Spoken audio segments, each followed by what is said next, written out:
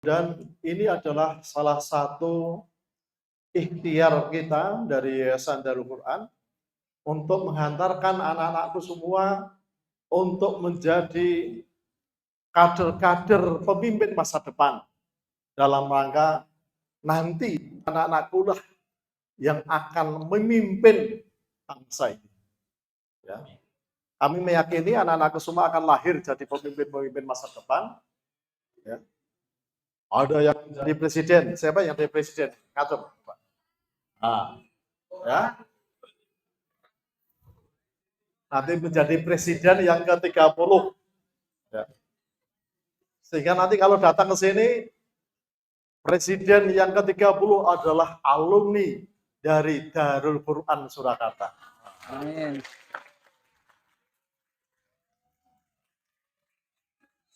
Menteri pendidikannya juga begitu. Coba kalau Anda semua jadi presiden, pasti kan yang jadi menteri kan teman-temannya. Teman saya jadikan menteri pendidikan, jadi menteri agama. Itu. Seperti Pak Jokowi, banyak para pimpinan yang lain itu aslinya dari Solo semua. Nah, begitu pula kalau anak-anakku nanti ke depan, kami doakan ada menjadi presiden, bupati, gubernur, menteri, dan ada yang juga yang menjadi ulama besar. Ya. Ketua Muhammadiyah Pusat, ketua PBNU, itu alumni Darul Quran. Seperti yang Gontor ya, Gontor pernah melahirkan pada saat itu Kiai Hasyim Muzadi dan Profesor Din Samsudin, dua-duanya alumni dari Gontor. Subhanallah, tabarakallah. Demikian yang dapat kami sampaikan. Kami atas nama yayasan mengaturkan jazakallah pada Ustadz Alfan yang telah berkenan memberikan support dukungan pada kita untuk pengembangan Darul Quran, sekaligus kita niati untuk mendidik anak-anak kita menjadi kader-kader pemimpin masa depan. Yang luar biasa ini perlu saya sampaikan, Ustadz Alfan ini tidak hanya sekedar mengirim saja, tetapi dampingi, dan di sana pun itu dibangunkan, disediakan fasilitas pesantren mahasiswa. Sebab kalau hanya kuliah saja, tidak hanya menempati asrama, tapi tidak terkonsep pesantren, itu nanti juga akan khawatir pergaulannya kurang baik. Maka di sana pun tinggal bersama teman-temannya, yaitu di pesantren mahasiswa. Sehingga anak-anakku semua ngajinya masih terjaga, ya, ibadahnya juga masih terbaik, terjaga, ya, terutama akhlakul karimah. Demikian kalau lebih kami sampaikan mohon maaf, dan juga kami doakan anak-anak semua nantinya bisa melanjutkan kuliah di berbagai perguruan tinggi yang sangat masyhur, ya, dan bisa melanjutkan cita-citanya, sukses untuk meraih masa depannya. Sekian, wassalamualaikum warahmatullahi wabarakatuh. Waalaikumsalam warahmatullahi.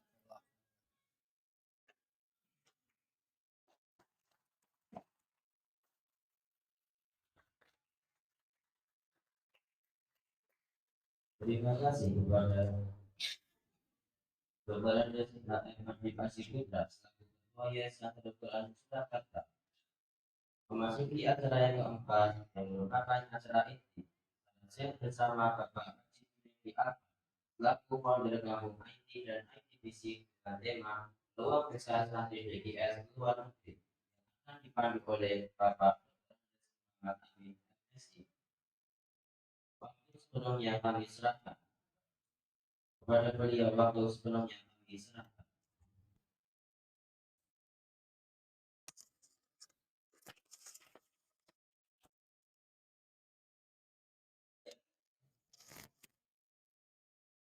Bismillahirrahmanirrahim. Assalamualaikum warahmatullahi wabarakatuh. Waalaikumsalam.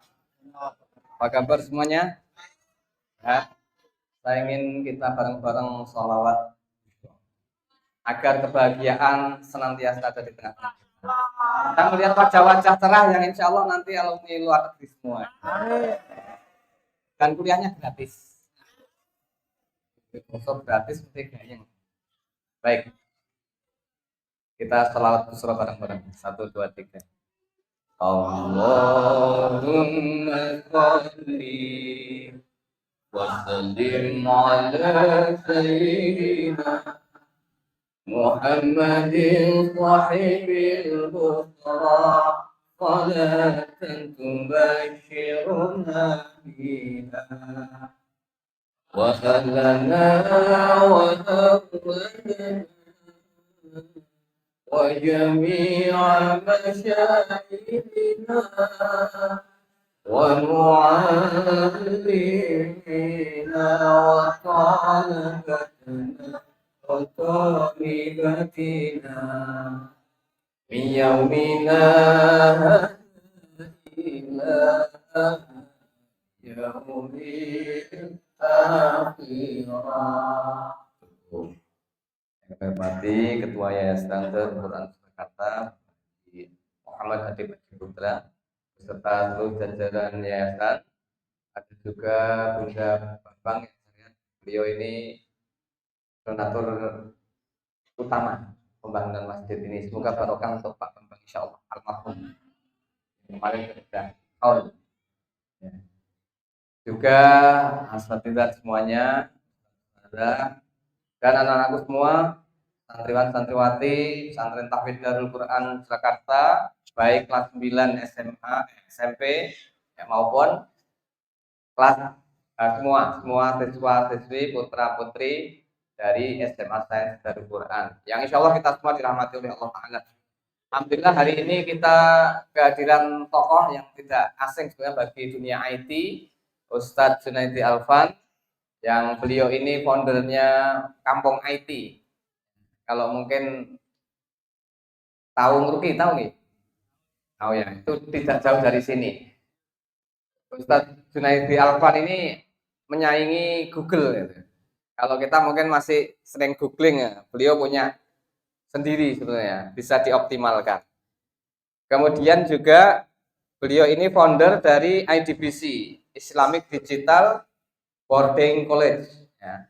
Sebetulnya kami ingin salah satu kader di antara kita. Bahkan kemarin kami tawarkan untuk staf kita itu kuliah di IDBC-nya beliau gitu ya. Karena kita butuh orang-orang yang paham di dunia IT. Nah, beliau ini adalah foundernya. Sebetulnya ternyata setelah saya lihat dari kurikulum vitae-nya ini, Ustadz Alfan itu lebih tua saya. Oh gitu ya. Antum 70 oke. 1970. Ya, masih muda, istri 1, putranya 6. Salah satu putrinya hadir di sini, ini masih kuliah di Turki. Ya betul ya. Juga alumni dari Pesantren Tahfidz SMA. Nah, bukan aliyah maksudnya. Ya. Nah, ini mungkin nanti juga bisa itu untuk ditanya-tanya mungkin juga ya. Saya pikir kita tidak perlu panjang lebar saja karena nanti bisa dibaca sudah kami berikan share CV beliau ya. Tapi intinya kami ingin memberikan wacana kepada seluruh santri-santri Darul Quran Jakarta khusus untuk yang SMA ya. Kita harus berbangga hati insya Allah alumni dari SMA Sains Darul Quran bisa melanjutkan kemana saja. Kalau di luar negeri saja diterima, insya Allah di perguruan tinggi dalam negeri favorit pun insya Allah bisa diterima. Akses langsung kalau mau kuliah ke Jepang, ke Jerman, ke Turki, beliaulah orang yang tepat. Bisa juga ke Yaman, gitu ya. Bahkan nanti mungkin dari Dewan Asatidz kita juga bisa akseskan ke Mesir. Jadi bagi anak-anakku yang kelas 9 SMP, ya, kami harapkan. Kenapa kami sangat concern anak-anakku kelas 9 masuk ke SMA Sains? Kami terus terang ngiman kalau 30 juz ini tidak penuh.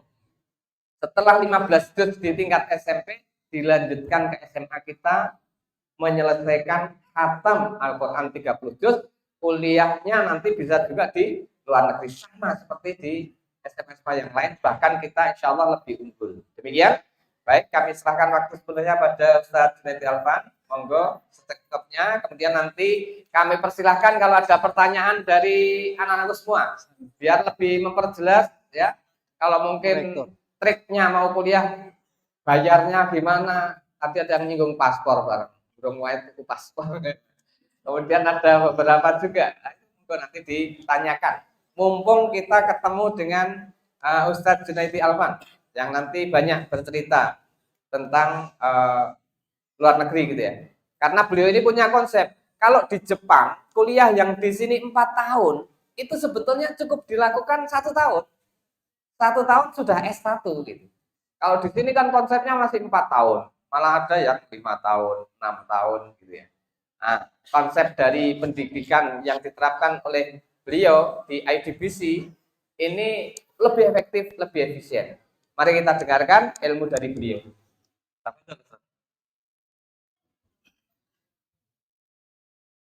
Bismillah, Assalamualaikum warahmatullahi wabarakatuh.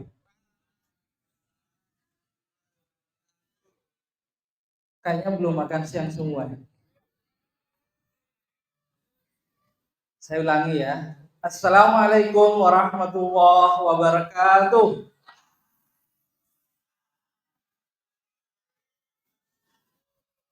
Alhamdulillah. Ustaz udah makan juga, Ustaz. Ternyata ada beliau di sini. Ini kawan lama. Alhamdulillah. Alhamdulillah, asyhadu an la ilaha illallah wahdahu la syarikalah wa asyhadu anna Muhammadan abduhu wa rasuluh. Allahumma shalli ala sayyidina Muhammad wa ala alihi wa sahbihi ajma'in. Rabbi shrah li sadri wa yassir li amri wahlul 'uqdatam min lisani yafqahu qawli. La haula wa la quwwata illa billah wa la ilma lana illa ma 'allamtana. Siang hari ini saya sangat berbahagia. Satu, nikmat Allah yang luar biasa kita ditautkan dalam ukhuwah merupakan nikmat terbesar dan termahal. Mudah-mudahan kita senantiasa dijaga oleh Allah dalam ikatan ukhuwah ini. Salawat dan salam senantiasa kita haturkan kepada Nabiullah Muhammad sallallahu alaihi wasallam. Nampaknya sampai asar jam berapa, Ustaz? 15.15. Tapi bisa muncul sidik. Iya. Slide saya karena saya harus berbicara tentang 3 negara cukup banyak. Sehingga ini berarti harus saya singkat. Mau pilih negara mana dulu?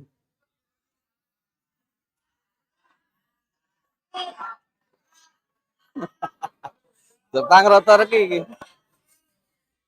Ya sudah. Semua akan saya sampaikan sesuai dengan porsi waktu yang ada. Tapi sebelumnya, beliau ketua yayasan sedikit tadi sudah memberikan sedikit perkenalan. Ini kan semua udah belajar bahasa Arab kan? Saya tes ya.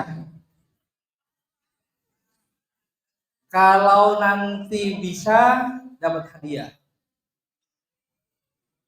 Bahkan saya biasa kalau di forum itu iPhone saya jadikan hadiah.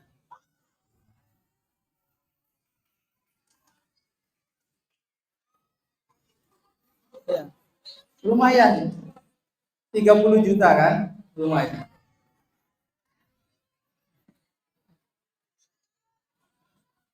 Saya orang IT, biasanya memang di mana-mana kalau orang IT itu maniaknya dengan produk-produknya Apple. Jadi handphone saya iPhone, iPad, MacBook, ya itu ya. Nah, itu mau saya kasih hadiah atau cuma di sini kalau tahu. Oke ya. Tapi nggak usah iPhone lah, nanti saya nggak bisa ke luar negeri. Ada satu. Tadi beliau menyampaikan nama saya siapa? Ustaznya nggak boleh ikut nebak ya. Ini santri aja. Nama saya Junaidi. Junaidi. Junaidi itu bahasa Arab apa bahasa Indonesia? Pinterannya di Putri, jangan kalah yang putra, suaranya lebih banter sastra.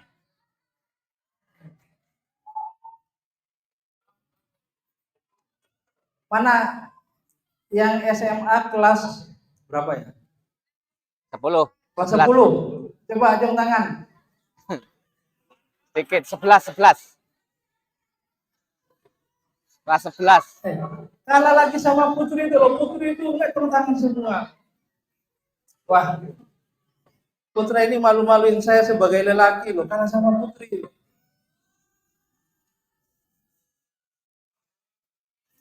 Oke, jangan kalah berikutnya ya. Karena saya dekat sama yang Putra, saya dapat hadiah. Junaidi itu siapa namanya? Ini tadi yang Kori ya? Kelas berapa? Kelas 11. Junaidi itu artinya apa? Oh, ternyata ada orang konsul saya juga, Ustaz. Ini ada orang konsul saya jadi Ustaz di sini. Orang Kangean ya. Ya. Apa? Junaidi artinya apa? Wah, ini nggak berani ini. Kayaknya kalau nggak berani begini nggak bisa dibawa ke luar negeri. Apa? Tentara, ya. Tentara. Tentara apa? Junaidi. Kalau Jundun apa? Apa? Kalau Jundun tentara. Kalau Junaidi apa? Hah? Apa-apa yang Putri? Umi, ada Umi di sana. Apa Mi? Itu Mi, apa katanya Mi? Junaidi apa itu?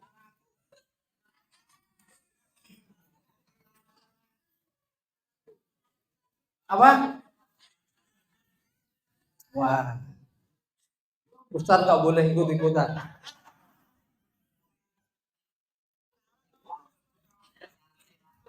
Santri. Tapi kok tempat Ustaz? Oh, MC ya? Ya, terlalu tinggi statusnya MC. Ya udah. Ya udah, biar nggak panjang, saya banyak slide saya. Tapi ini kalau begini kualifikasinya nggak jadi ke luar negeri. Harus ditingkatkan. Ya, Junaidi itu ismu tasghir dari kata Jundun, artinya tentara. Hah? Kalau Ustaz memang pintar. Apa? Tentara kecil. Nah, berarti iPhone saya lolos ya. Jadi Junaidi adalah tentara kecil. Saya waktu masuk pondok di Ngeruki itu Junaidi baru saya paham bahasa Arab. Masuk tentara kok kecil kan gitu. Akhirnya saya mikir, tentara kok kecil, biasanya kan tegap gagah gitu. Ini sudah namanya tentara kecil. Akhirnya saya mikir, tidak boleh sekak gitu. Akhirnya saya kasih belakangnya Alfan. Junaidi Alfan. Alfan itu artinya apa? 1000. Kecil tapi banyak gitu. 1000. Makanya definisi nama saya itu adalah Jundun Sogir Lakin Kafir. Nah, itu nama saya. Baik. Oke. Saya lanjut.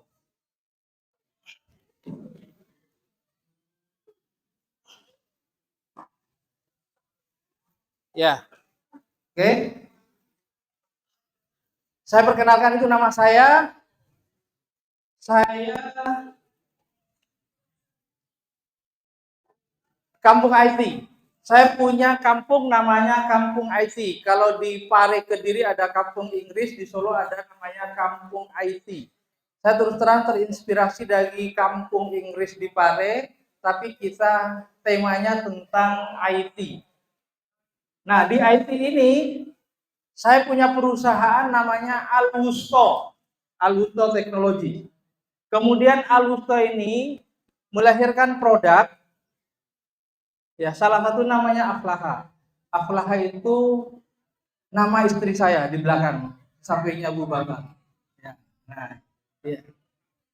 Aflaha ini adalah perusahaan garment. Jadi kalau mau pesan seragam boleh sama istri saya. Sekaligus promosi.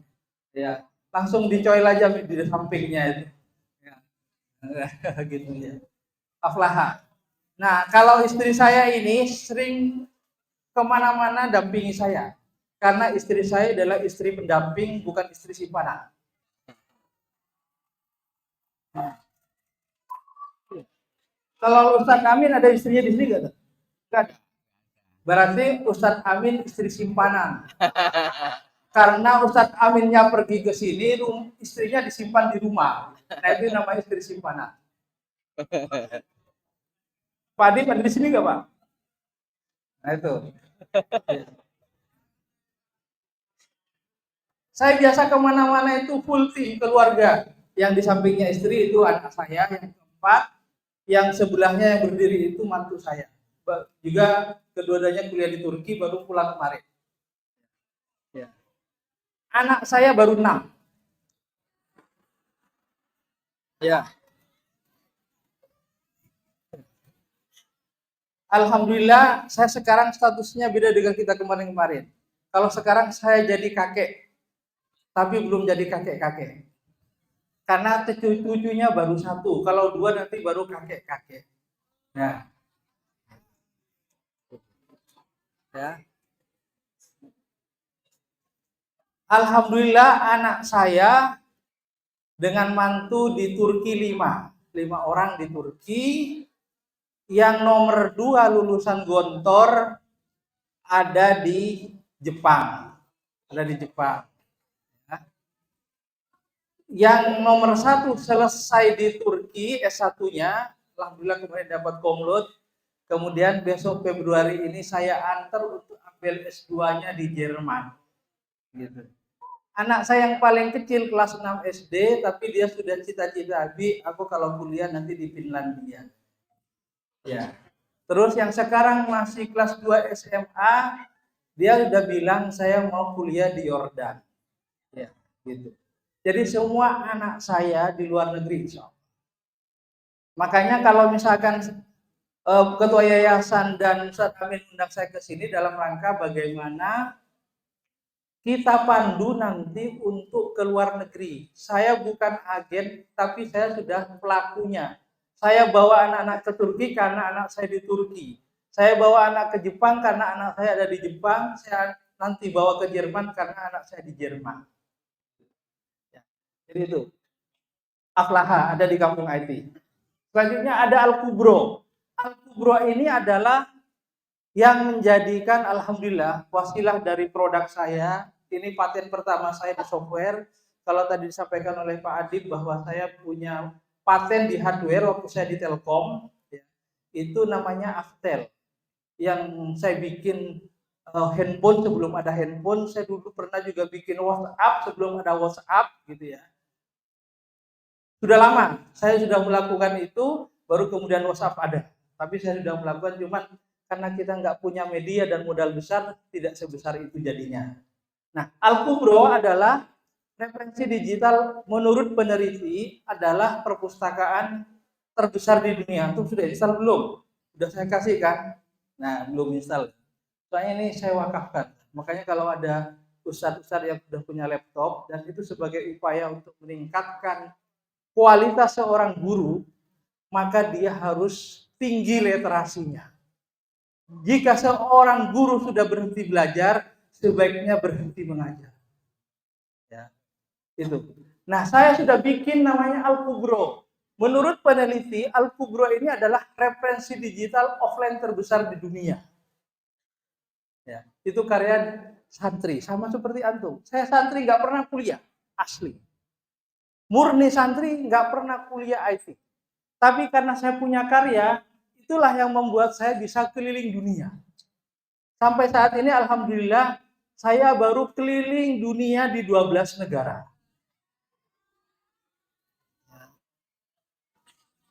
Ya. Perjalanan saya ke luar negeri baru 50 kali di 12 negara. Karena kalau saya ke sebuah negara untuk penelitian, minimal 3 kali. Karena namanya meneliti itu bukan sekedar lewat, oh tahu, enggak, tapi kita 3 kali ke dalam negara. Insya Allah besok tanggal 27 ini sudah obsesi lama saya untuk meneliti di Eropa di 10 negara. Alhamdulillah kemarin kemarin lusa saya sudah ngurus visa di Surabaya dan ini sedang proses. Rencana tanggal 27 sampai 10 Maret nanti saya akan keliling di Eropa untuk salah satunya adalah MOU yang ini akan kita jelaskan nanti. Ya. Jadi Al-Kubro ini sekali lagi adalah referensi digital offline terbesar di dunia dan saya sudah keliling dari sini. Kalau di kampus alhamdulillah karena saya harus training mulai dari mahasiswa sampai profesor. Biasanya kalau di kampus kan protokolernya untuk bisa training profesor itu harus profesor. Nah, kebingungan panitia. Saya bukan profesor, saya santri. Nah, sementara yang harus saya training adalah profesor.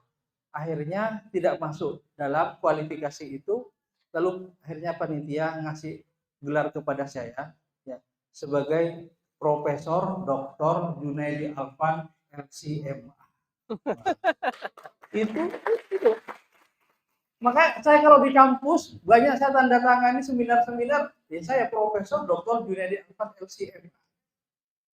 Sekali lagi itu adalah pemberian panitia, ya, bukan gelar akademis yang saya raih gitu. Itu perlu disclaimer saya itu, sehingga ngaku-ngaku gitu ya. Tapi itulah alhamdulillah. Tapi setelah profesor-profesor datang ke kampung IT, komentarnya apa? Setelah dilihat apa yang kita bikin di kampung IT, terutama di sistem pendidikan, tidak salah saya kalau ngasih antum gelar profesor. Bahkan antum adalah profesornya profesor, katanya gitu. Alhamdulillah. Makanya nanti kalau mau tahu di kampung IT kayak apa, ayo jalan-jalan. Saya punya kelas, saya punya jurusan programmer dan entrepreneur. Insya Allah bisa. Ini insya Allah nanti bagi guru-guru saya akan wakafkan aplikasi ini. Yang penting punya laptopnya, karena untuk meningkatkan kualitas santri maka guru harus ditingkatkan dan dia harus memiliki literasi yang tinggi. Baik. Smart Lab. Nah ini kemarin sudah saya sampaikan sama beliau sama Pak Adib dan Ustaz Amin. Smart Lab ini adalah laboratorium yang saya adopsi dari Cina. Saya 2015 penelitian di Cina. Cina itu luar biasa, mereka mampu seperti itu karena memang mereka dalam hal edukasi dan dalam literasi hebat. Maka saya bikin Smart Lab dan itu sudah saya gunakan di IDBC. Terus IDBC, nah ini IDBC. IDBC adalah model pendidikan yang saya rancang sebagai model pendidikan abad 21. Saya mengadopsi dari negara-negara maju, Amerika, Cina, Jepang. Ini jenjangnya S1, tapi durasinya hanya 1 tahun. Kenapa seperti itu? Tentu karena teknologi. Seperti contoh kalau kita Jakarta Solo jaraknya 500 kilo, ngebase bisa 12 jam, tapi naik Lion atau pesawat cuma 50 menit. Jadi kalau kita mau cepat, teknologi sesuatu yang tidak bisa kita tinggalkan. Ya. Makanya IDBC ini salah satu wadah bagaimana nanti kita bisa mengakselerasi. Ya. Dan ini juga wadah untuk pembinaan yang mau ke Jerman. Siapa nanti yang mau ke Jerman atau yang mau ke Turki, persiapannya ada di IDBC. Persiapannya. Oke, lanjut.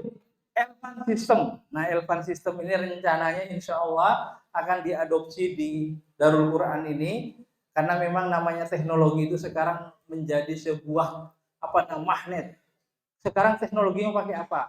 Pasti semua bertanya tentang sistemnya. Nah, Elvan System ini adalah seperti Google, tapi Google sendiri. Sehingga kalau kita misalnya cari portal berita, kalau biasanya kan iklan kan, kalau di sini tidak ada iklan. A sampai Z-nya tentang pendidikan sudah ada di Elvan System. Kemudian Bootcamp IT, ini bagi mereka yang ada liburan, mau belajar tentang web design, misalkan fotografi dan lain sebagainya, tidak usah 1 tahun karena akademisi itu 1 tahun, tapi cukup 1 sampai 12 hari sudah pintar. Ini di tempat kami. Kayak di Paris juga kan paket-paketnya ada yang cuma 5 hari, 2 pekan dan lain sebagainya. Nah, kami juga di Kampung IT ada bootcamp IT. 1 sampai 12 hari mahir IT. Kemudian Elvan System, Elvan Smart Hub. Itu adalah alat yang bisa membroadcast berita informasi kayak TV lah gitu ya. Lalu kemudian SRF, saya terakhir ke sini aja, SRF, edukator. Nah, edukator inilah yang akan saya jelaskan. Yang ini adalah wadah untuk memfasilitasi mereka yang mau ke luar negeri. Edukator ini. Maka akan saya mulai sekarang dari Jerman dulu. Tapi ini baru katanya, karena saya belum sampai ke sana. Insya Allah nanti begitu bulan Maret saya pulang dari Jerman, maka kita akan fixkan. Karena saya nggak berani untuk bawa orang banyak tanpa tahu persis lapangannya seperti apa. Tapi yang jelas, ada program menarik yang di Jerman, bahkan secara umum sistem pendidikan di negara-negara maju itu ada 2. Pertama, yakni jalur akademisi yang proyeksinya untuk melahirkan peneliti. Ya. Kedua, jalur vokasi atau profesi untuk bisa mewujudkan bagaimana hasil penelitian itu menjadi industri dan dipasarkan. Jadi 2 sayap ini di negara maju pasti. Makanya kayak di Jepang, di Jerman, jika anak-anak ini dideteksi dulu semua, ini pinternya, kecondongannya kemana? Kalau terlihat, oh ini condong akademiknya bagus, berarti dia masuk ke universitas. Karena nanti proyeksinya akan menjadi peneliti atau akademisi. Tapi kalau, oh ini biasa, sukanya kerja, pengen cepat dapat duit, ya sudah, dia masuk ke sekolah atau kuliah vokasi atau profesi.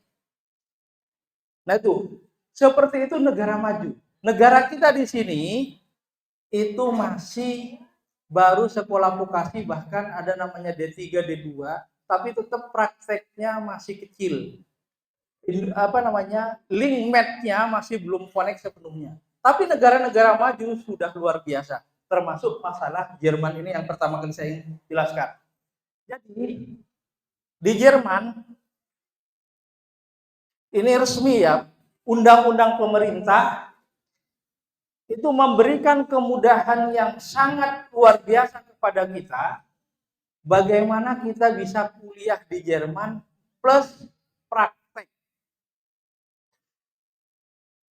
Di Jerman untuk vokasi ini itu durasinya 2 sampai 4 tahun. 30% teori, 70% praktek. Jadi langsung di lab, langsung di industri. Hebatnya kalau di Jerman, saat praktek itu kita sudah digaji. Mau apa enggak? Jadi misalkan ini kita dari Indonesia, udah pilih jurusan apa? Begitu nanti sampai di Jerman, kita akan diajarin tentang apa yang kita pilih dari jurusan itu. Biasanya secara prakteknya 2 sampai 3 hari sekolah, kemudian 5 harinya kerja. Yakni praktek dari apa yang diajarkan di sekolah atau di kampus tadi, langsung dipraktekkan. Nah, saat praktek itulah dapat gaji. Tahu gajinya berapa? Kayaknya sulit didapat di Indonesia. Gajinya mulai dari 10 sampai 30 juta. Nah, pengen nggak Ustaz?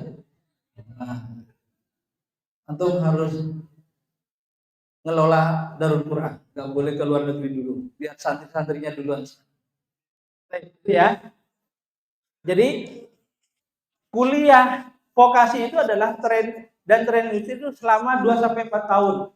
Bukan program magang atau seperti hanya Korea dan Jepang, beda banget. Ini satu-satunya yang unik di dunia menurut menurut informasinya Jerman ini. Kemudian, nah ini benefitnya, ini tadi. Tidak ada ikatan kerja setelah lulus, terdapat sistem mentoring yang baik, berkesinambungan untuk melanjutkan pendidikan vokasi yang lebih tinggi, bahkan switch ke akademisi bisa. Di Jerman, kuliahnya gratis. Tapi kita harus mempersiapkan living cost. Living cost-nya katanya 7 sampai 10 juta. Ya, gitu. Terus belajar bekerja secara profesional, diganti standar training dengan fasilitas jaminan sosial, terdapat kontrak kerja yang jelas. Itu seperti itu Jerman. Lanjut lagi. Keunggulannya, apa keunggulan Ausbildung ini? Namanya sekali lagi namanya Ausbildung. Silahkan di googling nanti tentang Ausbildung ini. Ya, agar dapat informasi yang pasti.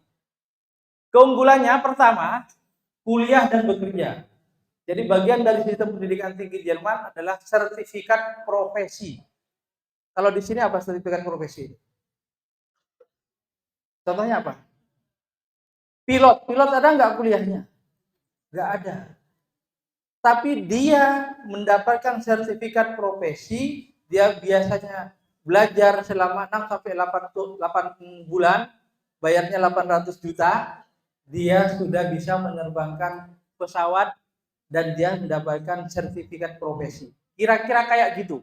Ya, namanya profesi. Kemudian mendapatkan penghasilan yang meningkat setiap tahun. Jadi misalkan tahun pertama gajinya 10 juta, nanti tahun kedua akan naik. Itu ada undang-undangnya. Yang ketiga, biaya sangat terjangkau.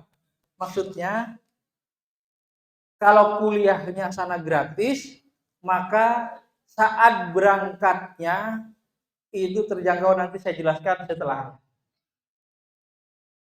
Kemudian bekerja profesional, gaji profesional pasca kelulusan. Jadi katanya kalau sudah lulus Ausbildung, dia mau bikin perusahaan di Jerman bisa dengan penghasilan yang luar biasa.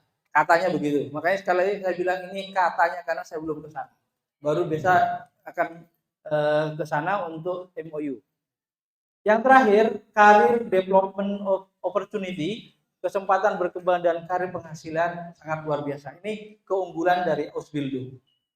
Lalu, apa saja contohnya? Ya, contoh-contoh jurusan yang ada di sana, totalnya ada 324 jurusan. Ya. Tapi yang paling saat ini dibutuhkan di sana, dan ini termasuk dengan gaji yang tinggi, di bidang yang di luar non teknis, perhotelan, restoran, dan lain sebagainya bisa dibaca. Ya. Yang berikutnya tentang IT, nih bidang teknik IT, di mana-mana IT ini merupakan unggulan, ya unggulan. Dan sini kan science IT juga, dan itu unggulan. Makanya itu biasanya yang banyak dicari. Tempat saya IDBC itu full IT. Makanya juga anak-anak yang mau ke Jerman, nanti persiapannya di IDBC dibekali dengan IT, lalu sampai ke Jerman nanti plus dengan bahasa Jermannya, karena bahasa Jerman itu untuk bisa jadi syarat utama adalah kita harus belajar bahasa Jerman dalam 1000 jam untuk mencapai level B2 yang menjadi persyaratan bisa ke Jerman. Itu pelaksanaannya nanti di kampung IT di IDBC. Ya. Lanjut. Nah, persyaratannya ini. Persyaratannya mempunyai ijazah SLTA, itu apakah alia atau SMA atau paket C boleh. Ya, tidak masalah. Sehat jasmani dan rohani jelas, tidak perlu keterampilan atau sertifikat khusus. Yang penting mau belajar, ya. Nanti akan di training. Terus sertifikat kecakapan bahasa Jerman minimal B1, tapi direkomendasikan B2. Pelaksanaannya sekali lagi nanti, kalau di sini itu secara khusus ada 10 orang yang mau ke Jerman, akan dihadirkan instrukturnya di sini. Bisa seperti itu. Nanti bisa diatur, yang penting dalam masa sekian waktu, misalkan sudah mau lulus, itu sudah selesai B1-nya dan itu di sertifikat internasional. Lalu, nah ini ya.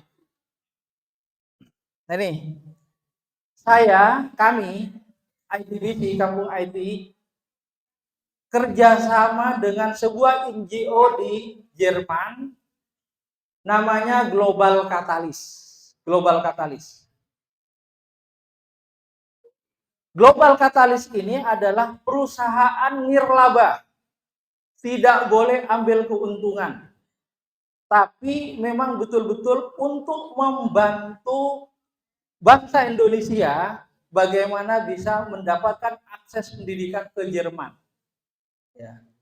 Ini perlu saya perjelas. Saya diwanti-wanti betul sama Global Catalyst, jangan sampai berbicara salah tentang masalah Global Catalyst ini.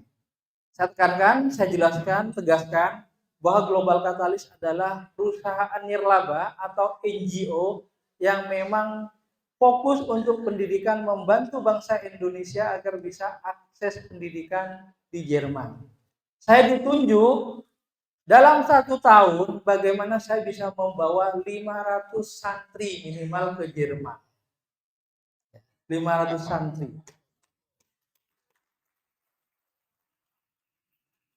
Lihat di sini berapa ini? 100 Darul Quran. 500 masih kurang di sini. Ya. Sekalian Ustaznya atau Darul Quran pindah ke Jerman. Oke, ya. Terus, ya. Siapa pendirinya? Nah, ini pendirinya. Itu orang Indonesia yang sudah tinggal di Jerman. Makanya kenapa dia fokus untuk Indonesia? Karena beliau ini orang yang memiliki jiwa nasionalis yang kuat dan dia ingin membantu bangsanya sekaligus membantu Jerman yang kekurangan orang.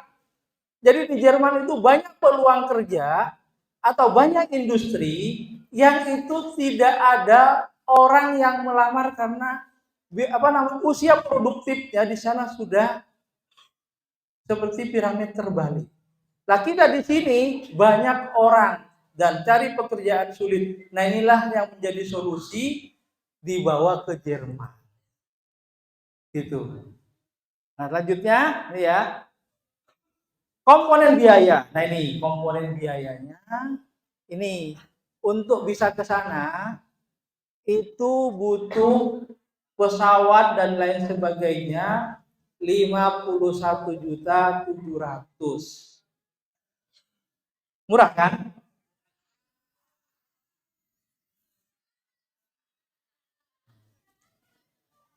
Tadinya katanya gratis kan. Ya gratis sampai di sana, tetapi karena kita di sini butuh pesawat dan lain sebagainya, ini total. Terus di mana posisinya Global Catalyst tadi? Global Catalyst memberikan talangan dana berapa itu? Itu Pak. Jadi Global Catalyst ini memberikan talangan dana kepada siapa yang mau berangkat ke sana dan memenuhi persyaratan sebesar 42 juta. Jadi total yang menjadi tanggung jawab kita hanya 9,7. Lalu yang 42 juta yang diberikan tadi itu nanti dicicil selama 2 tahun kalau sudah dapat gaji. Berarti modalnya cuma 9,7 juta. Dan inilah yang mitra saya di Jerman yang saya diundang besok tanggal 27 datang ke sana untuk memastikan dan sekaligus menyiapkan asrama. Ya, menyiapkan asrama. Nah, skemanya begini. Ya. Jadi nanti skema cicilan dana talangan ini saya menyampaikan ulang ya dari pihak Global Catalyst.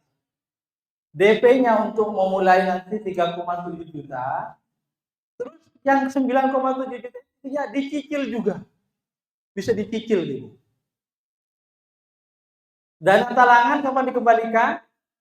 cicilan talangan setelah menerima gaji dari saat kita di Jerman. Mau apa enggak ini? Kok lemes? Nah, ini yang Jerman, ya. Ini yang Jerman. Peluangnya seperti itu. Berikutnya Turki mau? Ya, Turki, ya. Saya kira cukup ya kalau ini Jerman sekilas sudah cukup tentang Jerman. Nanti kalau ada pertanyaan kita bikin sesi tanya jawab. Terus kemudian yang Turki. Nah,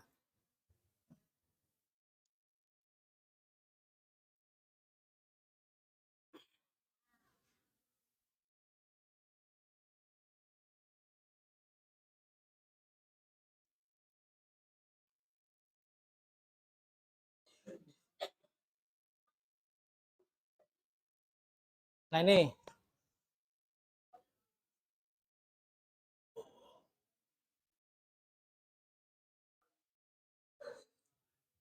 Nih, 7 alasan kuliah di Turki. Turki. Pertama apa? Kenapa kita memilih Turki? Karena Turki itu termasuk salah satu bisarah nubuah. Satu Tahannal Konstantinia. Apa? Nah ini. Nggak hafal. Jadi ke Turki kalau gitu. Ya. Al-Fatih penakluk Konstantinopel. Itu menjadi bisyarah nubuah yang ternyata Allah ijabah setelah 800 tahun kemudian dengan hadirnya Muhammad Al-Fatih sang penakluk. Ini alasannya.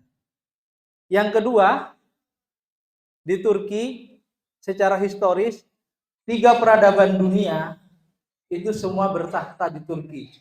Mulai dari Bizantium, Romawi dan Ottoman atau Utsmani di Turki. Jadi kalau mau belajar tentang sejarah, di Turkilah tempatnya. 625 tahun kekhalifahan bertakhta di Turki dan semua peninggalannya masih ada sampai sekarang. Ya. Yang ketiga, geografis. Turki sebagian wilayahnya berada di Eropa dan sebagian wilayahnya ada di Asia. Sehingga kalau kita di Turki berarti kita berada di 2 benua. Maka mentalnya pun tidak boleh mental Indonesia saja, tapi sudah mental 2 benua. Siap? Oke. Yang ketiga, sistem pendidikan di Turki itu sudah menggunakan Bologna proses yang itu menjadi parameter standar pendidikan di Eropa. Ya tadi, standar di Eropa itu ada vokasi, ada akademisi. Cuman kalau di Turki beda dengan di Jerman. Kalau misalkan di Turki itu orang baru boleh bekerja setelah S2, S1 tidak boleh bekerja. Harus fokus di belajarnya. Kalau di di Jerman atau di Jepang itu kita boleh ngambil part time. Anak saya yang di Jerman kemarin pas liburan pulang, kemudian saya banyak tanya gimana tentang Jepang. Jepang ini sekaligus saya sampaikan agak mahal. Anak saya baru berangkat itu masih persiapan bahasa sudah 250 juta. Nah, belum depositnya 400 juta. Kayaknya nggak menarik dibahas ya. Tapi bagi antum yang tidak ada masalah dengan uang, dari 12 negara yang saya teliti, saya merekomendasikan saat ini Turki dan Jepang. Karena Jepang itu jauh lebih Islami daripada kita yang Muslim. Asli. Beda dengan kita. Contoh, saya langsung kalau kedatang ke masjid langsung teringat Jepang. Kenapa? Saya di kampung IT itu sengaja saya bikin di Sendal itu, makanya nanti boleh dipraktekkan di sini. Saya neliti waktu di Jepang, itu mulai TK sampai Universitas Lansia. Terus saya sama pendamping saya, Pak Jun katanya, S3-nya Indonesia kalah dengan TK-nya Jepang. Saya tersinggung kan, masuk segitu banget tuh Bu. Apa contohnya? Satu, tentang kedisiplinan, tentang kerapian, tentang kebersihan. Orang Indonesia paling tidak bisa dalam hal ini. Bahkan di Jepang ada orang Indonesia diusir karena hal itu, dideportasi. Ya. Ini bukan masalah menyinggung, tapi kita harus sama-sama berusaha. Anak TK Jepang, lihat. Apa yang paling kotor, tempat paling kotor kita? Toilet kan? Anak TK Jepang itu saat ke toilet itu sudah rapi bersih. Itu tempat anak TK. Tapi kita di tempat yang paling suci, sendal kita berantakan. Ya Bang? Itu contohnya. Makanya seorang profesor dari Syarif Hidayatullah saat beliau kunjungan ke Jepang, statementnya begini. Saya menemukan Islam di Jepang walaupun tidak ketemu Muslim. Tapi saya tidak menemukan Islam di Indonesia walaupun ketemu banyak Muslim. Masya Allah luar biasa. Makanya itulah kemudian saya setelah meneliti itu langsung kesemsem betul sama Jepang. Akhirnya walaupun mahal anak saya kuliahkan di Jepang. Ya. Untuk semester ini aja bahasa, itu bahasa belum kuliah, itu 40 juta. Itu di Jepang. Gitu. Makanya ini sudah selesai bercerita Jepang ya. Kurang menarik kalau dalam hal biaya. Tapi dari sisi lainnya luar biasa. Oke, saya lanjut. Nomor 5 kalau di sini. Biaya pendidikan. Nah, ini yang kita tunggu-tunggu. Di Turki biaya pendidikan sangat terjangkau, bahkan jauh lebih murah dibandingkan dengan kuliah dalam negeri. Nanti saya tunjukkan apa saja. Contoh aja saya sampaikan. Di sini kedokteran berapa ya, Ustaz? Masuk kedokteran. Berapa? Saya kemarin ada anak yang mau ke Turki, dia dari Kalimantan, terus jalur mandiri di Universitas Mula Warman, dimintain dana awal itu 600 juta. Terus 1 miliar, Pak. 1 miliar. Nah, di Turki top university yakni Istanbul Unim, anak saya S2-nya di situ, dia diterima, cuman ini saya tarik, saya bawa ke Jerman. Itu per semester hanya 20 juta sekian. Dan tidak ada uang gedung, uang pangkal, dan tetek bengek lainnya kayak itu contoh. Itu di Turki. Hanya, ini makanya saya sampaikan kendalanya. Ya. Saya kemarin, ini Mbak Tina ini yang baru pulang dari Turki, ada temennya dalam pesawat, dia balik ke Indonesia. Ditanya baliknya karena dia nggak kuat masalah bahasa. Ya. Ada saya mahasiswa saya juga sudah diterima, dia ngambil IT, kemudian setelah setahun dia balik lagi karena masalah bahasanya. Dan banyak mahasiswa-mahasiswa yang datang ke sana kemudian banyak gagal karena faktor bahasa. Bahasa Turki bukan bahasa Arab ya. Bahasa Turki itu beda banget. Nah, itu biasanya. Nah, negeri itu memang murah. Tapi kalau swasta mahal. Anak saya alhamdulillah semua di swasta. Tapi tipsnya bagaimana agar gratis? Ya tadi harus berprestasi. Dua-dua anak saya di Turki di swasta, kalau normalnya per semester itu 40 juta per semester. Tapi kalau dapat beasiswa 50% 20 juta. Jika berprestasi free kalau dia ranking 1 sampai ranking 3. Alhamdulillah anak pertama saya komlot sehingga free. Anak kedua juga seperti itu. Makanya yang merasa bahwa mampu silahkan. Ini saya kasihkan informasinya, saya banyak tahu dan silahkan komunikasi lebih lanjut. Nanti terutama datang bersama orang tua bagi mereka yang ingin betul-betul menyiapkan kita untuk bisa hadir di Turki, di Jepang ataupun di Jerman. Oke, yang keenam living cost. living cost di Jerman itu ini unik ya, sering bolak-balik ya, karena saya kalau nengok anak saya bawa. Jadi living cost di Istanbul itu termasuk living cost itulah kos-kosan kalau bahasa kita, tapi di sana apartemen, bukan kos-kosan, nggak ada kos-kosan. Makan, transportasi, internet itu rata-rata sebelum inflasi itu 2 sampai 3 juta aja per bulan. Murah. Di sini SPP-nya berapa? Nah, hampir sama kan itu.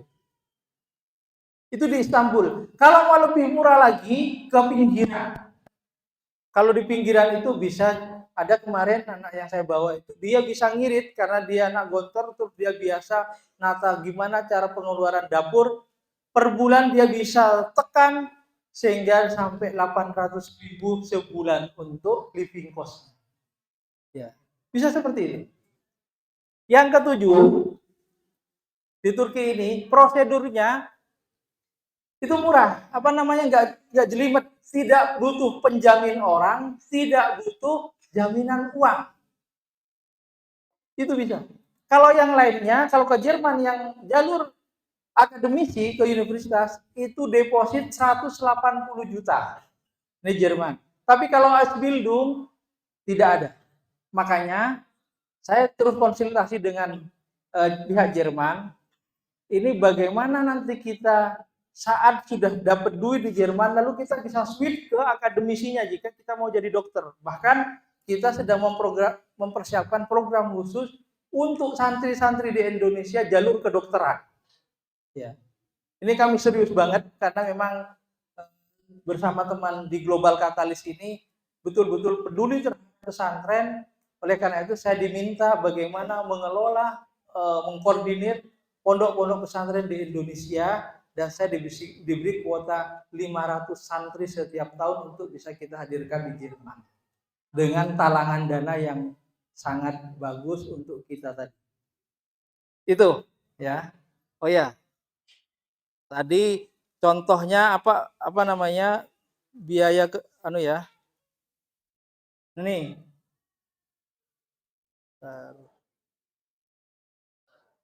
living cost totalnya kayak gini. Biaya hidup. Ini yang sebelum inflasi.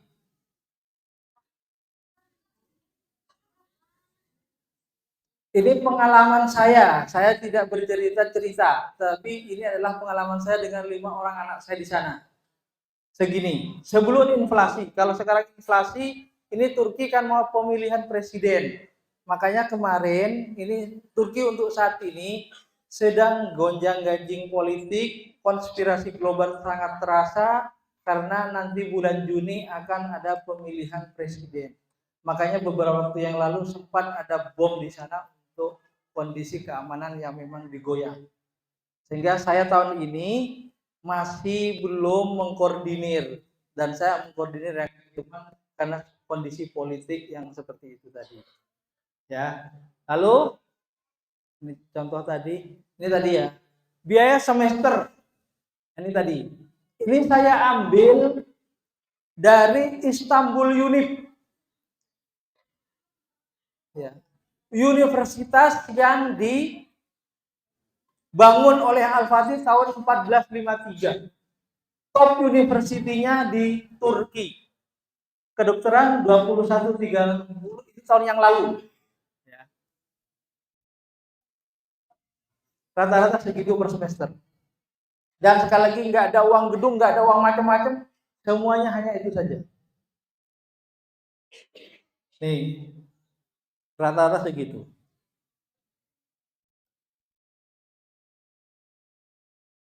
Ya, itu sekilas tentang Turki. Kemudian apa tadi? Ya, syarat ya, ini mulai sekarang dipersiapkan. Kalau yang mau ngambil beasiswa dari banyak universitas di dunia, persiapkan ini. Mulai sekarang, perbanyak cari sertifikat, karena semua beasiswa itu melihat seperti apa kita memiliki interaksi sosial dan keaktifan di masyarakat yang ditandai dengan sertifikat yang kita miliki di samping nilai kita. Maka mulai sekarang persiapkan. Di Jerman, di mana saja di seluruh dunia, dokumen ini penting. Sehingga kalau sudah kita mempersiapkan ini, begitu ada kesempatan, apply saja. Siapa tahu ada yang nyantol. Ini istilahnya dokumen kunci kita untuk bisa dapat beasiswa di luar negeri ini. Ya. Paham? Ya. Baik. Saya kira itu ya sekilas terkait dengan informasi pertama tadi Jerman. Saya bilang bahwa Jerman itu aksesnya untuk saat ini paling tidak yang saya sudah MOU itu sangat mudah dengan talangan yang luar biasa. Terus kita sekaligus kuliah plus dapat gaji. Nah itu di sana kuliah gratis. Kalau di Turki tadi masih ada. Ya. Mungkin itu sementara dari saya dan berikutnya nanti bisa dengan tanya jawab yang kurang jelas. Secara lebih detail nanti bagi Anda semua yang ingin agar orang tua betul-betul memahami dan kita juga tahu persis karena luar negeri dengan Indonesia itu sangat berbeda, maka harus banyak betul kita kuasai tentang informasi ini. Dan alhamdulillah saya bersama keluarga semua all out di pendidikan. Saya 23 tahun meneliti tentang pendidikan di Indonesia sudah selesai dan baru 12 negara yang saat ini sudah selesai dan insya Allah besok 10 negara lagi di Eropa insya Allah. Demikian kurang lebihnya mohon maaf jika ada hal yang kurang jelas nanti bisa ditanyakan dan jika ada hal kata yang tidak berkenan sekali lagi saya mohon maaf yang sebesar-besarnya. Jazakumullah khair. Alhamdulillahirabbil alamin. Assalamualaikum warahmatullahi wabarakatuh. Kita beri aplaus untuk Ustaz Hasan.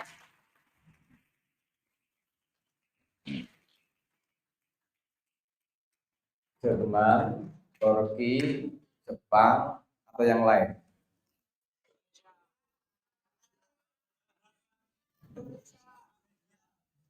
Saya nasionalis, nggak mau keluar negeri gitu. Jerman, fasilitasnya tadi biasanya yang terpikir mesti antum apa? Biayanya mahal gitu kan. Kita kan rezeki itu di tangan Allah. Tadi Pak Ketua Yayasan sudah menyampaikan. Kalau kita punya niat, insya Allah itu menjadi doa. Kalau menjadi doa, Allah berikan rezeki min haitsu la yahtasib. Nah, gitu kan? Ini yang kelas 11 putra apa yang ngira yang gue dibiayai Pak Bupati sekolah neng kene. Ora ono mimpine enggak ada. Tahu-tahu informasi baru sebulan kemudian ke sini. Sekarang mungkin bingung. Wah neng Jepang kuliah bayarnya 200 juta. Sekarang kok wodo, Gusti Allah diwodo. Tiba-tiba ada donatur yang lah kowe pengen ning gone Jepang mau piye? Neng Jepang kono butuhke hafid tuh supaya nih Jepang juga barokah dengan Al-Qur'an. Wadah orang yang intens gitu. Min haitsu la yahtasib. Jadi jangan tidak percaya diri kalian bisa kuliah di luar negeri. Yang dipikir mungkin Turki. Wah, Turki biaya hidup 2 sampai 3 juta. Ya toh? Di sini aja lebih dari itu. Iya. Tapi mungkin yang berpemikiran seperti itu juga banyak. Makanya kayak Ustadz Alfan ini kan Jerman ya diderajai, Jepang juga, kemudian Turki juga ada, yang lain lagi mana Tad? Baru itu. Dan beliau ini selalu punya contoh, praktek langsung. Anaknya,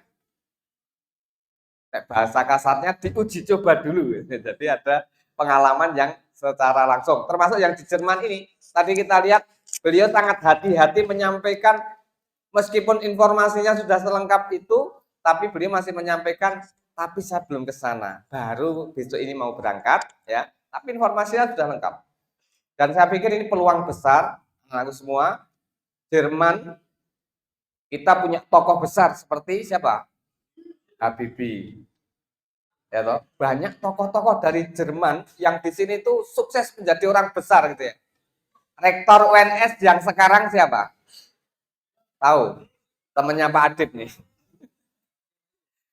Profesor Dr. Sajidan. Ini alumni dari Jerman. Alumni dari Jerman ya.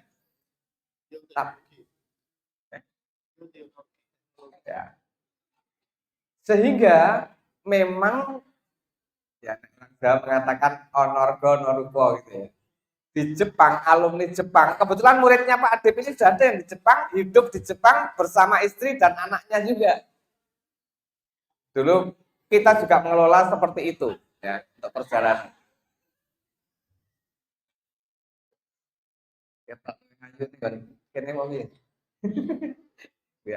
Baik, ya ini tadi sudah disampaikan paparan oleh Ustadz Junaidi Alfan. Monggo, silahkan kita beri kesempatan untuk bertanya, baik putra maupun putri, baik SMP maupun SMA, silahkan. Sementara mungkin 3, 1, oke, 2, 3, ayo lagi, 4, udah 4 dulu. Wah putrinya 3, 1 lagi yang putra, ayo. Mic-nya bisa dibawa sana ya? Gimana? Apa maju sini? Enggak bisa. Cukup enggak? Mungkin agak ke situ. Yang wireless. Ya itu. Ya, tolong dibawakan. Itu MC itu. Suara MC. Ya. Sebutkan nama, kelas berapa, singkat, padat, jelas. Ya, mengingat waktu, kita hanya punya waktu sekitar 15 menit lagi atau sampai 20 menit. Tapi nanti bisa kita sepakati, asarnya kita agak tunda dikit, enggak apa-apa, bareng-bareng nanti jamaah. Sudah ada yang jamin, Kiai Amir. Asarnya. Tafadhol, Hati. Yuk, langsung. Waalaikumsalam.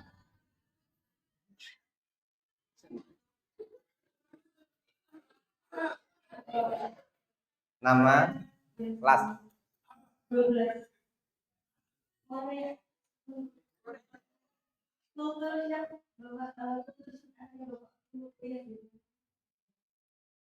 Enggak begitu jelas. Diulang. Ada beberapa mahasiswa yang dari itu kan kembali pulang kalau untuk bapak sendiri Putus. Baik, sudah kami tangkap pertanyaannya. Langsung yang kedua, mumpung mic-nya masih di situ. Ya, berdiri biar kelihatan. Ini di ketik. Oh iya, Bapak Ibu dan anak-anak semua ya, ini live streaming. Bapak Ibu kalian nonton di rumah. Sejak tadi itu sudah kita live streaming. Jadi Bapak Ibu kalian termasuk wali santri yang lain saat ini menyaksikan di rumah. Maka nanti kalau berdiri silahkan biar juga bisa dilihat Yanda Bunda di rumah. Tombol kangen. nama saya Tezana kelas 11. Kalau kira-kira jurusan yang ada di luar negeri tapi bukan di Indonesia itu apa? Bedanya atau gimana maksudnya? Yang belum ada di Indonesia. Oh, jurusan kuliah di luar negeri yang jurusan itu belum ada di Indonesia, betul? Ya. Oke. Sekalian, mumpung mic-nya di situ karena deket-deket tuh. Daripada nanti lari-lari. Satu lagi, yang putri satu lagi. Nanti tinggal yang putra. Biar ini dicatat dulu semuanya. Yuk, satu lagi tadi. Oke. Ananda Sapa? Berdiri.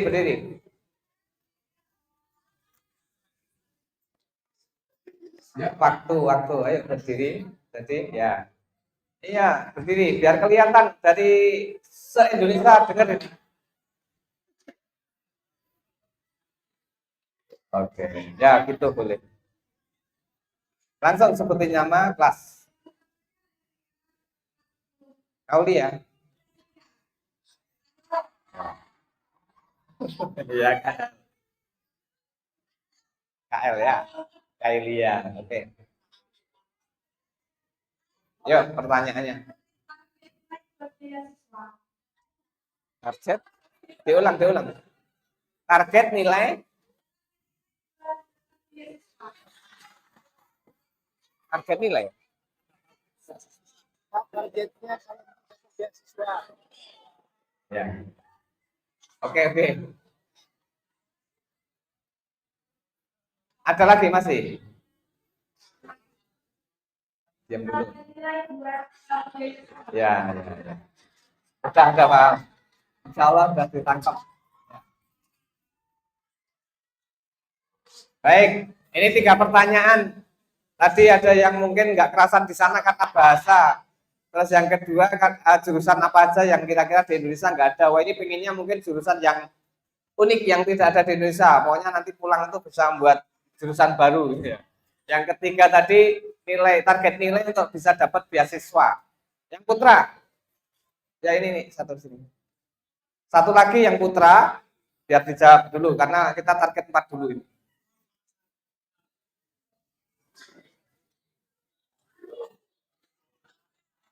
Berdiri biar kelihatan. Dan kita gantengnya bocah. Yes. Oh. Oke, langsung nama kelas. Nama saya Muhammad Ibrahim, kelas dari 11.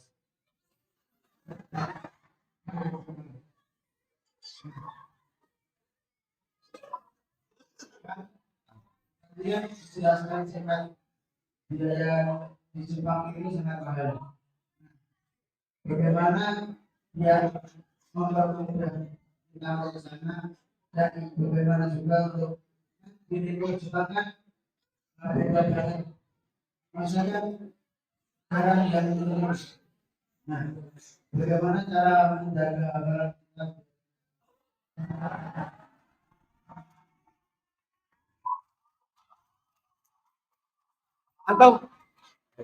Atau punya niat ke Jepang kan? Insya Allah berangkat, insya Allah. Sudah niat dulu kan? Nah, ini loh, kita bilang mahal itu karena kita nggak pegang uang kan. Kalau orang yang punya uang, berapapun biaya itu mah kecil karena punya itu. Dan untuk itu maka harus kita punya.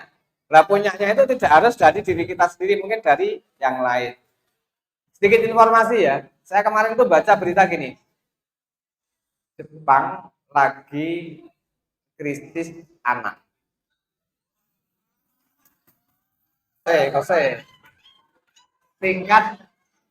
Tingkat kelahiran bayi di Jepang tahun ini itu hanya 800.000 jiwa anak di Jepang. Alasan utamanya karena biaya hidup yang mahal. Terus dora pengen dua anak ngudak kebebanan biaya mahal. Itu orang Jepang kalaunya begitu. Tapi faktanya pendidikan Jepang tadi sudah disampaikan luar biasa. Jadi saya pikir kalau di Indonesia kalian pengen kuliah di kedokteran, tadi Ustadz Alvan bilang masuknya aja 600 juta. Masuknya aja. Belum nanti kalau sudah di dalamnya. Ini kalau nggak jalur prestasi tadi loh ya. Pak Adib tadi menyampaikan bahkan ada yang berani 1 miliar gitu kan untuk masuk di. Nah ini di Jepang 200 sampai 300 juta. Kan kalau dibandingkan ya malah lebih murah di Jepang.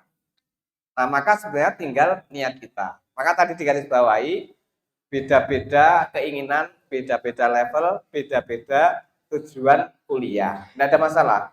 Nah yang penting yakin niat dulu untuk kuliah di luar negeri. Dan yang inti SMA Sains Darul Quran siap memfasilitasi alumninya kuliah di luar negeri. Tepuk tangan.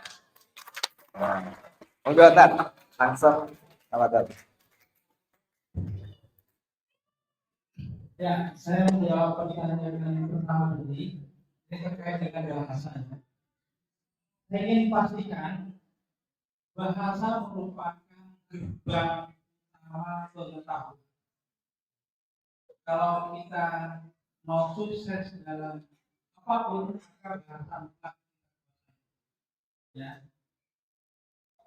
Kalau kita mau kuliah di luar negeri atau menjadi mahasiswa itu pertama yang memang harus kita persiapkan adalah bahasa negara yang tuju.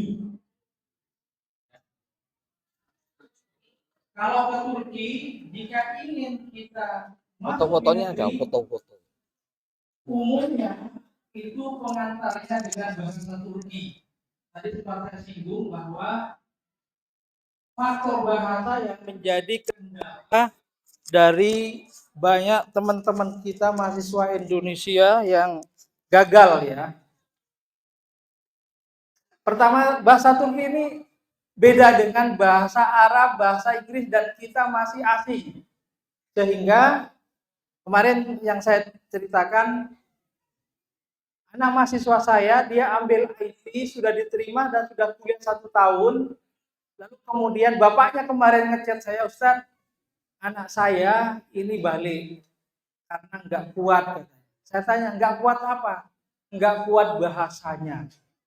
Dia kan kita biasa bahasa komputer ya, tapi dengan bahasa Turki. Nah ini pening gitu. Akhirnya dia balik. Itu pertama. Yang kedua, banyak yang bertahan di Turki, khususnya negeri lagi-lagi ya, negeri adalah mereka IPK-nya rendah karena memang pemahaman terhadap bahasa sehingga apa yang disampaikan oleh dosen ini tidak sepenuhnya dipahami. Ya.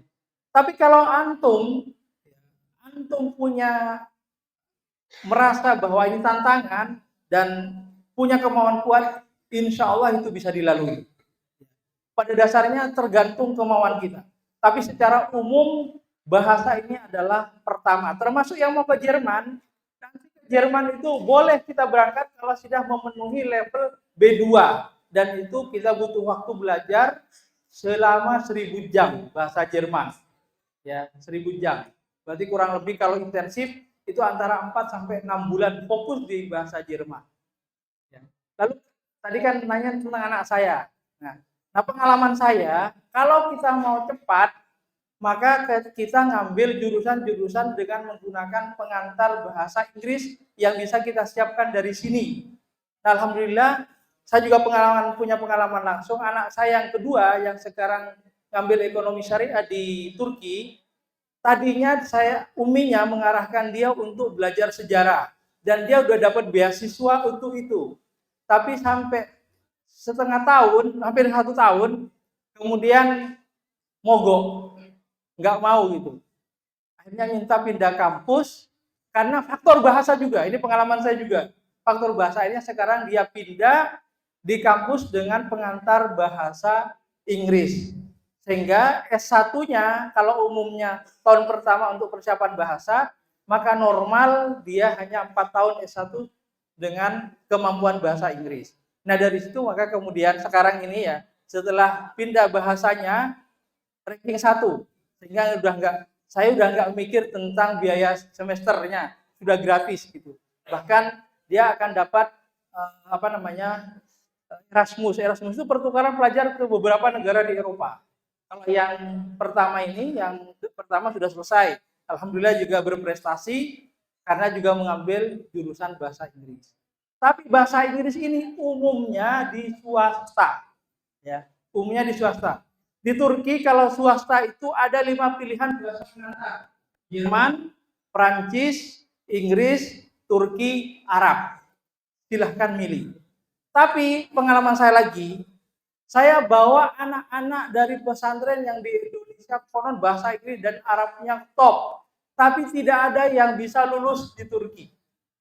Bahasa Arab yang kita gunakan itu tidak memenuhi kualifikasi karena bahasa Arab di pondok ini kan mada-mada, torik-torik dan lain sebagainya. Itu kan nggak kepake.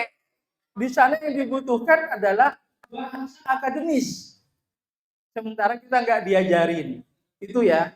Makanya mumpung masih ada waktu, siapa yang bercita-cita ke Jerman mulai sekarang itu untuk bisa belajar secara otodidak.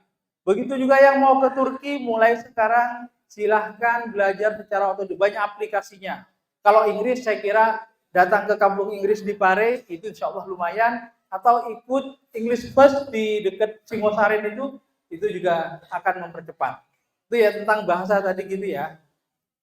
Kira-kira sudah bisa dipahami? Baik. Yang kedua apa tadi? Jurusan. Ya. Secara umum, jurusan apa yang ada di sini itu juga apa yang ada di luar negeri. Bahkan umumnya kita Indonesia ini kan negara berkembang ya. Jadi tetap berkiblat ke negara-negara maju sehingga kita gunakan di sini. Hanya begini, saya peneliti tentang pendidikan dan 23 tahun saya meneliti sampai sekarang. Kenapa anak-anak saya ke luar negeri semua? Ini saya cinta NKRI ya. Saya nasionalis. Saya cinta bangsa ini. Tetapi karena kecintaan kita terhadap bangsa ini, menurut peneliti bahwa bahkan Pak Jokowi sendiri ada laporan bahwa Indonesia pendidikannya tertinggal 128 tahun dibandingkan dengan negara maju. Beliau sendiri yang bilang. Nanti silakan googling kalau nggak percaya. Pak Bu Sri Mulyani dalam hal ini mengatakan bahwa Indonesia dalam hal literasi, kemampuan membaca dan minat baca kita tertinggal 45 tahun dibanding negara maju. Kalau sudah itu tertinggal, pasti tertinggal yang lain. Ya. Kata Pak Anies, kalau Pak Anies Baswedan, Indonesia sistem pendidikannya abad 19, gurunya abad 20, muridnya abad 21, sehingga nggak ada yang nyambung. Nah ini makanya kalau kita ingin lebih hebat, maka kita harus bisa mengambil pendidikan di luar negeri. Jurusan apa aja ada, tapi sistemnya, termasuk Bologna proses itu berbeda dengan kita. Bologna proses yang menjadi parameter pendidikan di Eropa, satu bidang studi itu 3 hal yang harus kita lakukan. Pertama penelitian, yang kedua adalah penulisan atau jurnal, skripsi, yang ketiga adalah presentasi. Itu setiap bidang studi. Kalau kita skripsi di akhir, sehingga kematangan dalam keilmuan di Eropa itu dan tentunya adalah profesor-profesor yang hebat, penelitian yang banyak. Ini yang sebenarnya kita butuhkan. Kalau pengetahuan, apa yang nggak ada di Google? Cukup di kamar tahu semua. Tapi kenapa kita ke luar negeri? Yang pertama adalah karena kita membutuhkan link dan experience internasional yang tidak bisa kita dapatkan di sini. Yang kedua, kemajuan sistem pendidikan di negara-negara maju jauh sehingga bisa menginspirasi bagi kita bagaimana kita membangun bangsa. Ya. Itu poinnya. Kalau masalah jurusan banyak di sini juga sama di sana. Hanya ya makanan itu bisa saja bahannya sama, tapi kalau kokinya beda, beda rasanya. Kira-kira seperti itu. Ya. Yang ketiga apa tadi? Oh ya, standar nilai untuk beasiswa. Untuk kedokteran, ya secara umum kalau kita mau masuk kedokteran, itu rata-rata di atas 8 nilai kita, nilai ijazah kita. Kalau saat ini ada, YTB kalau Turki sama TDP sudah buka. Itu yang daftar itu tahun yang lalu itu 8.600, tapi yang diterima cuma 13 orang. Ya. Jadi kita harus jadi orang istimewa yang mampu mengalahkan ribuan orang. Karena bukan sebatas nilai ijazah yang dinilai, tetapi sertifikat dan rekomendasi dari banyak tokoh itu juga menentukan di dalam kita diterima beasiswa. Makanya rajin-rajin belajar dan banyak peluang beasiswa. Yang penting punya dokumen tadi, nanti silahkan apply. Siapa tahu nyantol di tempat yang lain. Gitu ya. Yang kelima tadi ke Jepang ya. Apa dari ke Jepang? Oh ya itu. Ini wakili. Saya dengan pengalaman 5 tahun saya membawa anak-anak santri, mahasiswa dari mana-mana, kesimpulannya begini, tidak perlu di luar negeri. Di dalam negeri aja saya banyak mengamati banyak akhwat yang tadinya bagus waktu di pondok, tapi begitu masuk di kampus ketemu teman yang nggak beres, bahkan ada yang lepas jilbab. Di dalam negeri banyak seperti itu. Di luar negeri juga sama seperti itu, bahkan lebih parah. Saya rata-rata banyak bawa anak santri dari berbagai pesantren, tapi kasus seperti itu banyak. Bahkan naudzubillah, biasa minum minuman. Ada sampai seperti ini. Oleh karena itulah, saya tidak mau bawa orang kemana ke luar negeri sebelum saya menyiapkan pesmanya pesantren mahasiswanya. Termasuk di Jerman ini saya besok ke sana insya Allah untuk mempersiapkan pesantren mahasiswanya. Kalau enggak, apalagi di negara kafir, ya di negara non-muslim, makanan itu tidak ada kayak kita atau kayak di Turki. Di Turki itu 98% muslim, gampang cari hal makanan halal. Tapi kalau di luar negeri kayak di Jepang, ini cerita anak saya, dia kalau masak sendiri dan kemudian bawa bento katanya. Kalau dia bento kan sangu itu bawa kemana-mana. Karena nggak mudah. Itu kesulitannya kalau kita di negara non-muslim. Sehingga ini yang menjadi kekhususan yang kami bawa, saya harus bikin pesantren mahasiswa agar hafalan kita, ibadah kita, akhlak kita terjaga. Apalagi Jerman. Jerman itu termasuk negara penghasil wine terbaik dunia. Nah, negara-negara yang dengan 4 musim, biasanya butuh penghangat dengan kayak gitu.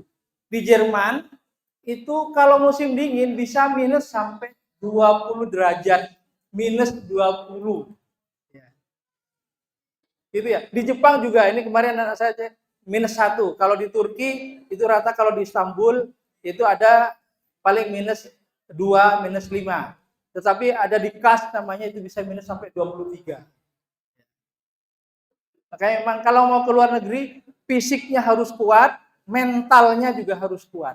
Makanya itulah saya dalam 1 tahun itu persiapan bahasa dan karakter mental itu kita kondisikan. Kalau enggak, habis dimakan zaman atau dimakan teman-teman yang tidak kondusif untuk perkembangan kebaikan kita. Itu saya kira ya. Mudah-mudahan ini bisa memberikan jawaban, dan sekali lagi bahwa jika kita punya kemauan, maka Allah akan pasti memberikan kemampuan. Seperti beliau bilang, oh saya nggak punya uang, tiba-tiba Allah menghadirkan donatur yang bisa memberikan beasiswa kepada kita.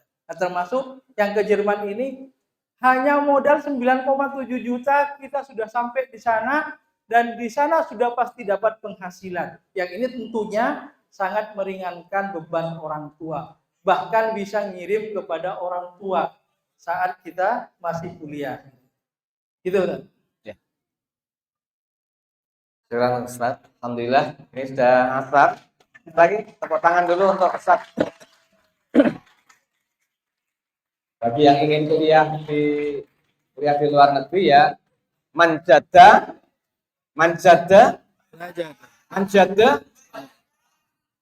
walladzina jahadu fina lanahdiyannahum subulana. Nah, kowe tenanan iki dalane Gusti Allah ora kurang paran ya. Artinya pasti ada jalan.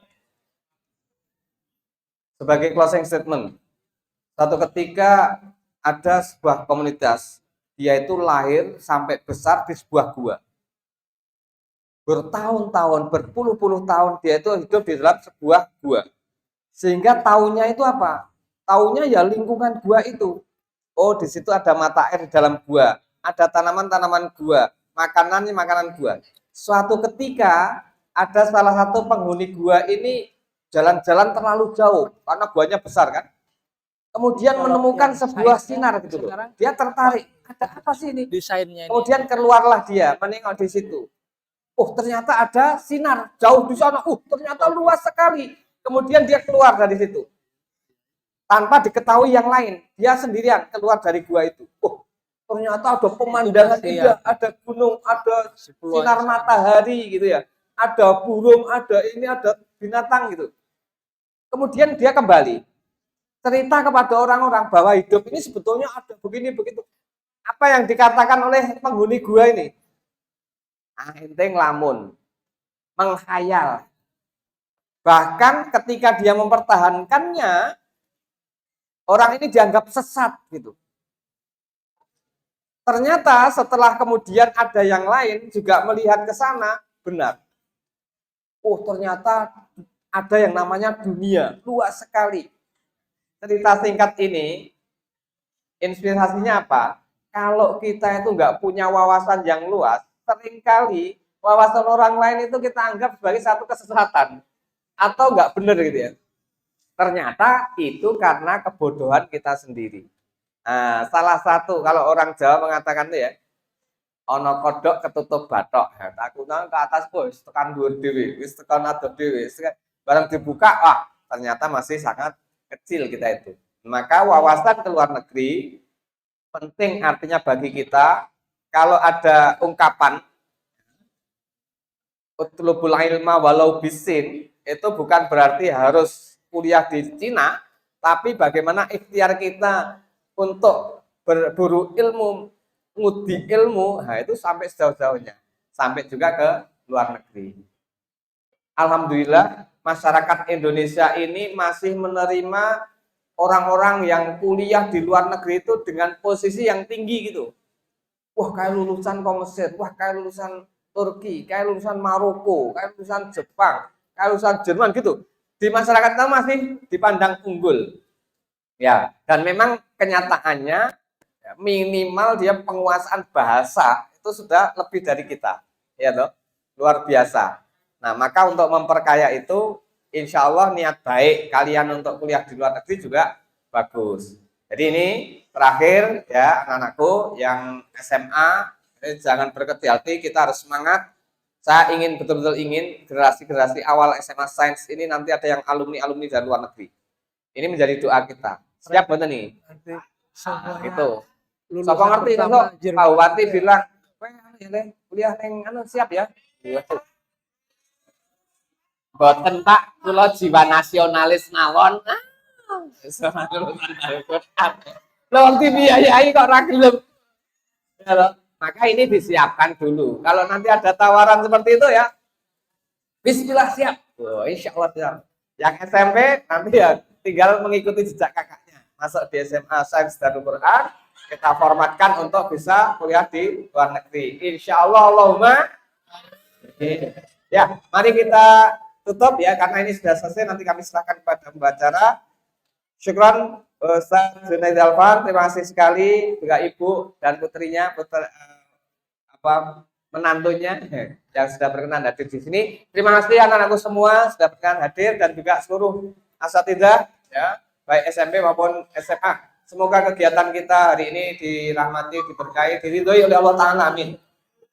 Dari saya sebagai moderator, kurang lebihnya mohon maaf. Assalamualaikum warahmatullahi wabarakatuh. Kami kembalikan pada pembicara.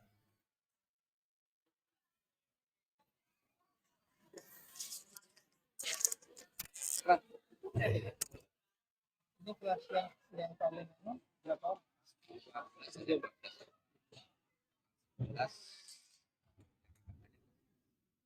Kemudian tadi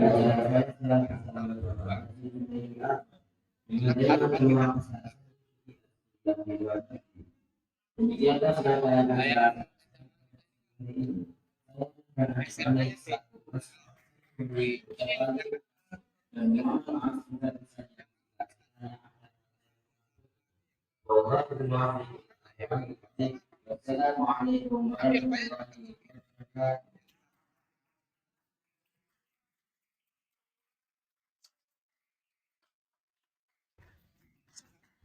Ada berapa itu? Bukan lagi. Allahumma salli wa sallim ala